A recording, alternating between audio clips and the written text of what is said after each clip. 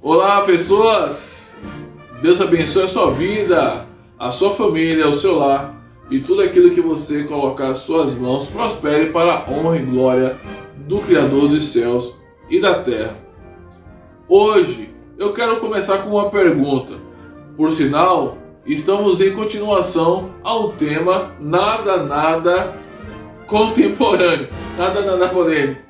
É a política parte 2, este vídeo de hoje é a política parte 2.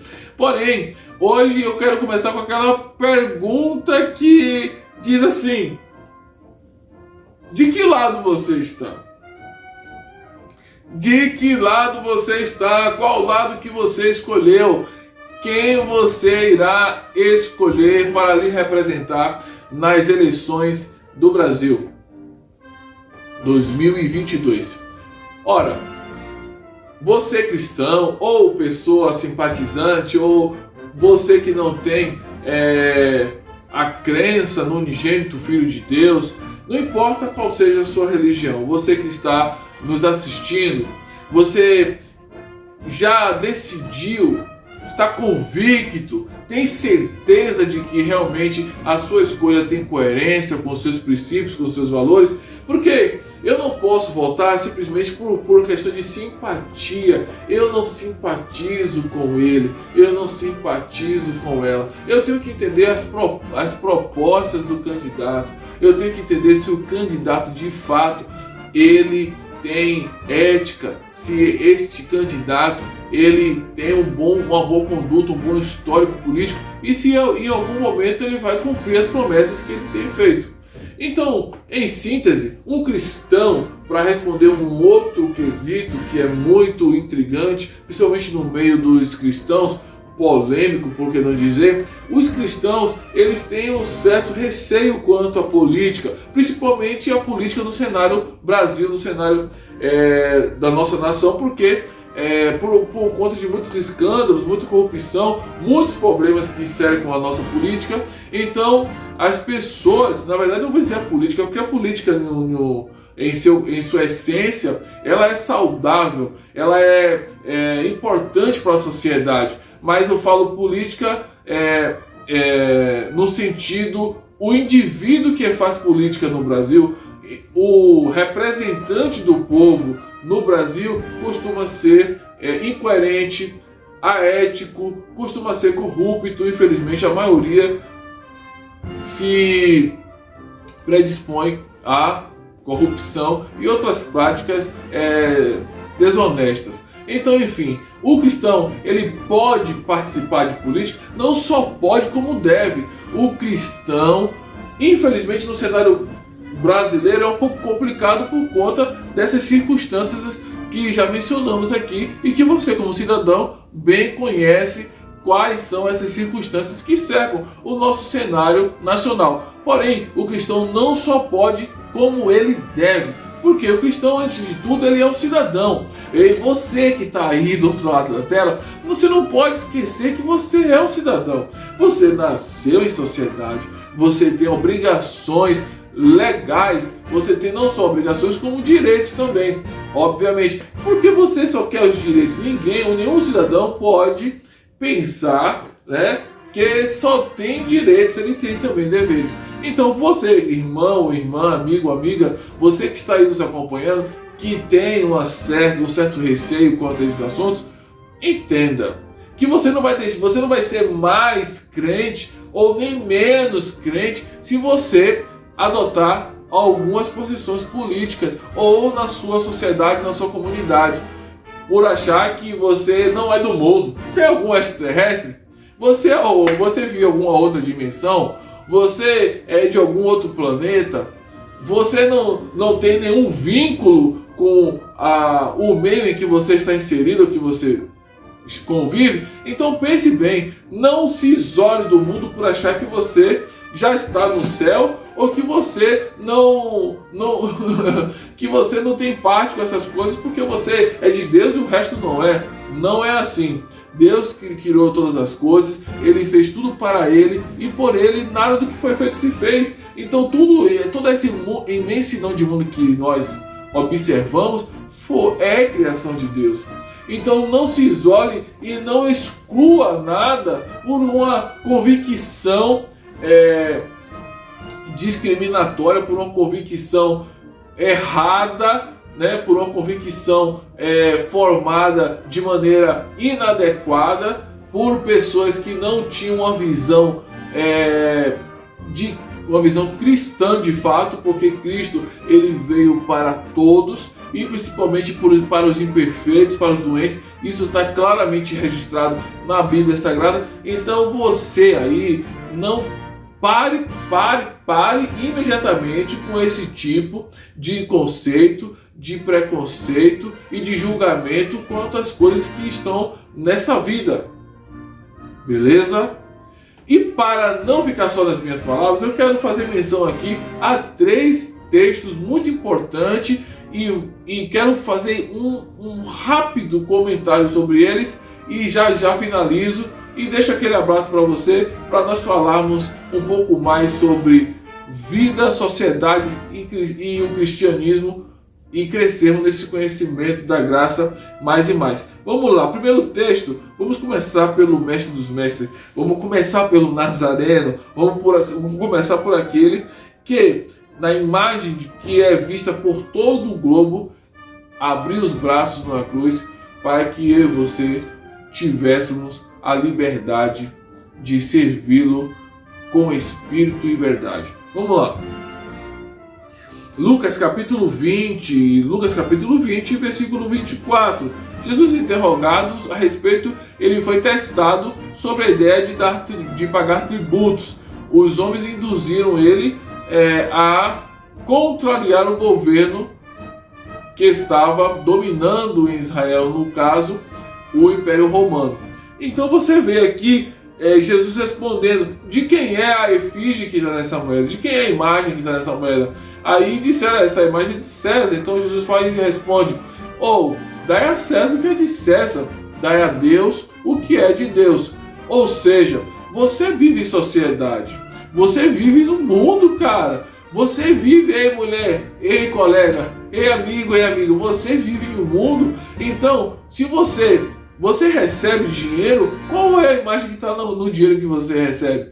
Se você, quando paga os seus impostos, seu tributo, quando você faz isso, você o faz, quando você está pagando suas contas, quando você vai no mercado, as coisas que você adquire que são tributadas, que você tem um imposto ali por trás daquela mercadoria que você adquire, você está naquele ato, ainda que seja simples ou satisfatório para você, que é um prazer para muita gente, é adquirir bens. Então, quando você o faz, você está tributando, você está exercendo um papel cidadão também, e que talvez você não dê muita importância naquele momento.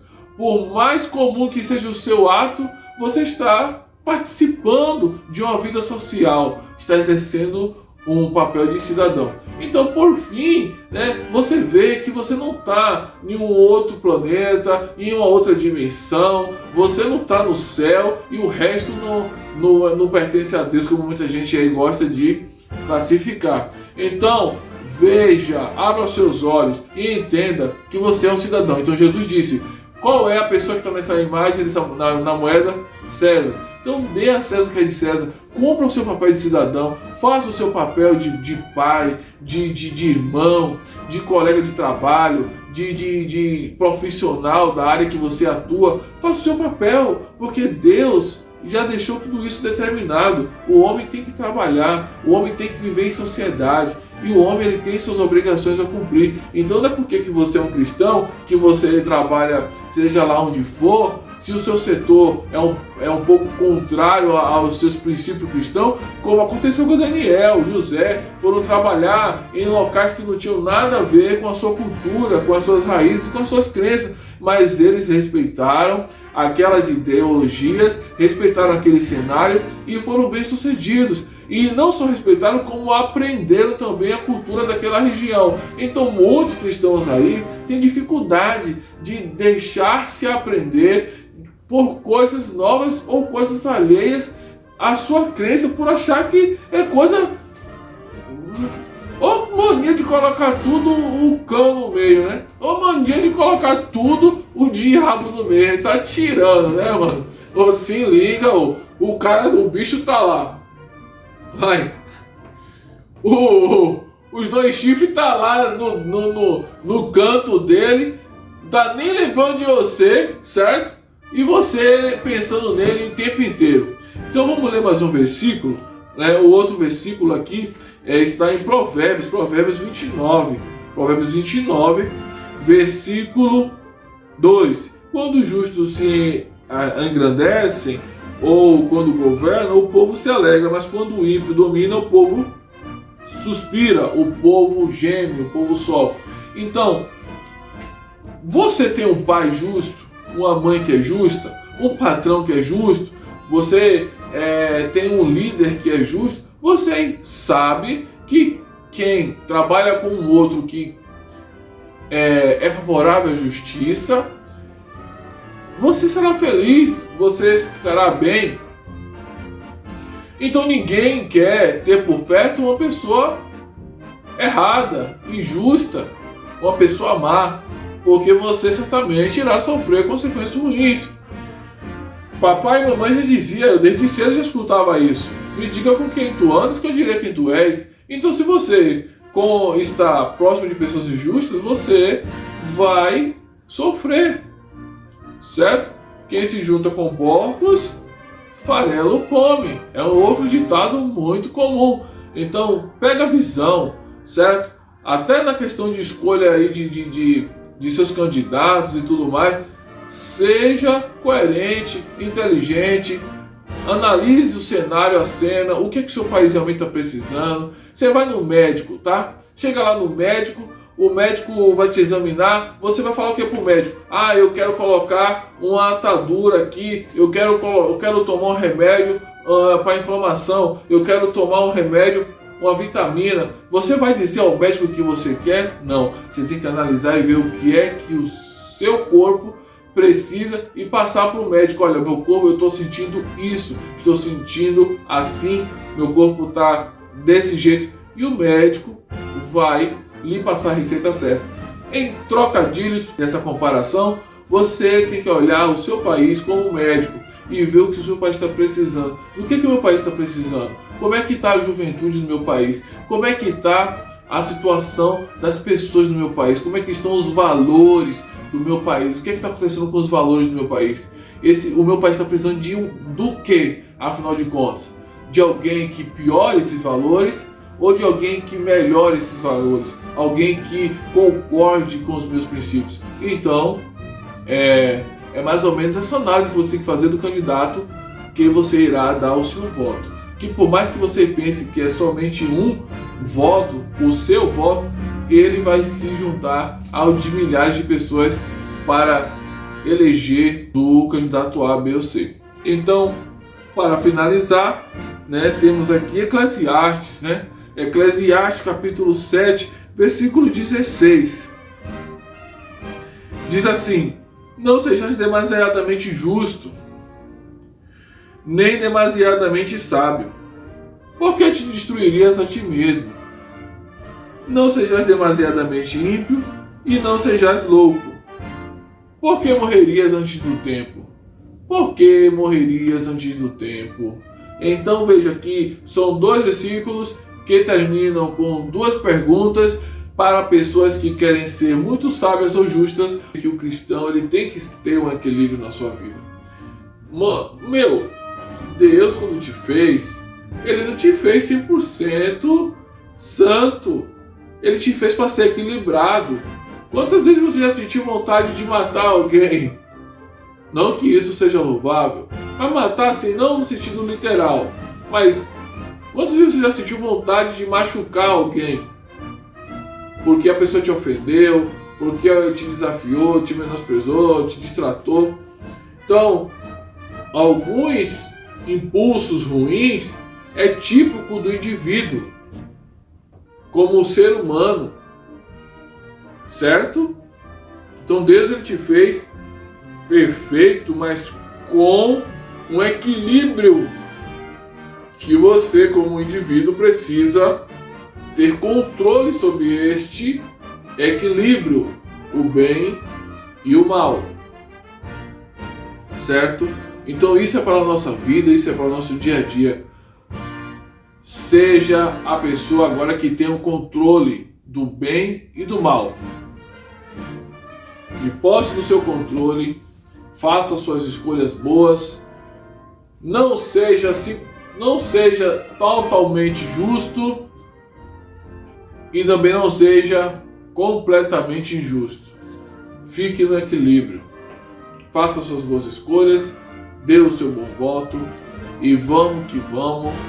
Não digo para você que no cenário mundial, por vários contextos e por uma profecia bíblica, não tenham aquelas perspectivas de dias extraordinários, né? Mas poderemos manter um pouco mais de disciplina e ordem em nossa nação, fazendo boas escolhas. Então, meu jovem, minha jovem, meu amigo e minha amiga, pense comigo. Um homem justo, alguém justo do nosso lado, nós vai se alegrar, vai ficar tudo firmão, fechado. Então é isso aí. Agora, uma pessoa má, de má índole, má procedência, uma pessoa que não tem ética, essa pessoa vai nos dar dor de cabeça, não vai? Então isso não me refiro unicamente a um indivíduo. Eu digo para você que ganhou uma compreensão de sistema político em nosso país, como que ele funciona, você vai ter entendimento de que deve escolher todos os seus candidatos na eleição deste ano com muita prudência e cautela, certo? Então é isso aí, pessoal. Se você gostou desse vídeo, deixe seu like, seu comentário, compartilha. Aquele abraço, tamo junto e até a próxima. Boas escolhas